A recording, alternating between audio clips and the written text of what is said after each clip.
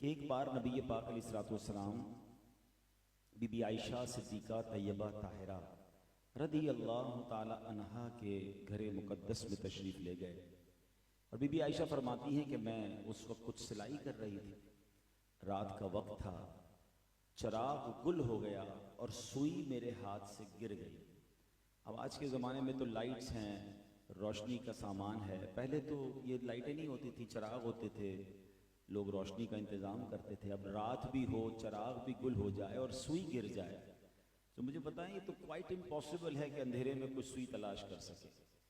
Be be عائشہ فرماتی ہیں اتنے میں میرے آقا مدینے والے مصطفیٰ اپنا نور والا چہرہ چمکاتے ہوئے میرے کمرے میں آئے، اور جیسے ہی نبی پاک میرے کمرے میں آئے چہرہ انور سے اتنا نور نکلا کہ چہرہ انور کی روشنی کی برکت سے میں نے اپنی سوئی تلاش کر۔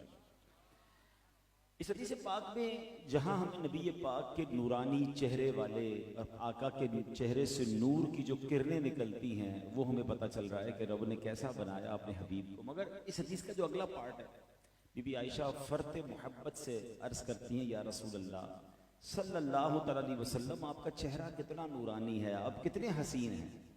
تو پیارے آقا علیہ السلام نے فرمایا ہلاکت ہے اس شخص کے لیے کہ جو قیامت کے دن میرا چہرہ نہیں دیکھ سکے گا۔ بی بی عائشہ نے حیران ہو کر پوچھا حضور وہ کون ہوگا جو قیامت کے دن آپ کا چہرہ، اتنا مبارک چہرہ نہیں دیکھ سکے گا؟ تو آپ نے فرمایا بخیل ہے وہ شخص۔ بخیل عربی میں کہتے کنجوس کو۔ کہ حضور کون بخیل ہے؟ فرمایا جس کے سامنے میرا ذکر ہو اور مجھ پر درود نہ پڑھے، قیامت کے دن وہ میرا چہرہ بھی نہیں دیکھ سکے گا۔ اب آپ ذرا غور کریں کہ یہ کوئی چھوٹی پرابلم نہیں ہے۔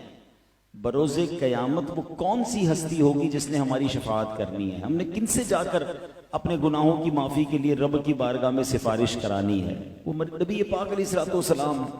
اب اگر جو بدنصیب دیدار ہی نہیں کر سکے گا تو پھر شفاعت کیسے حاصل کرے گا؟ تو ہمارا تو آسرا ہی پیارے آقا علیہ السلام روز قیامت ہیں۔ تو سمجھنا یہ ہے کہ جو شخص درود پاک نہیں پڑھتا اور خاص طور پر سرکار دو عالم صلی اللہ علیہ وسلم کا نام سن کر بھی نہیں پڑھتا، تو وہ اپنے بارے میں غور کر لے کہ قیامت کے دن کیا ہونا۔ اچھا ایک تو قیامت کے دن ایک سینیریو یہ ہے کہ ایسے لوگ ہوں گے جو میرا دیدار بھی نہیں کر سکیں گے، اور دوسری طرف نبی پاک علیہ السلام فرماتے ہیں جس کا مضمون ہے کہ تم میں سے میرے قیامت کے دن سب سے زیادہ نزدیک وہ ہوگا، the most closest amongst you، جس نے دنیا میں مجھ پر سب سے زیادہ درود پاک پڑھے ہوں گے۔ یعنی ایک طرف اپنے قریب بلا رہے ہیں، اپنے پاس آنے کا فارمولہ بتا رہے ہیں، اور ایک طرف یہ بھی بتا رہے ہیں کہ کچھ لوگ ایسے ہوں گے جو میرا دیدار بھی نہیں کر سکیں گے۔ اب میں اور آپ غور کریں میں کس کیٹیگری میں ہوں؟ پورا دن گزر جاتا ہے میری زبان پر کتنی بار درود پاک آتا ہے، بلکہ ہم بعض اوقات محفلوں میں جاتے ہیں، اجتماعات میں جاتے ہیں، وہاں بھی پیارے آقا صلی اللہ علیہ وسلم کا نام سنتے ہیں۔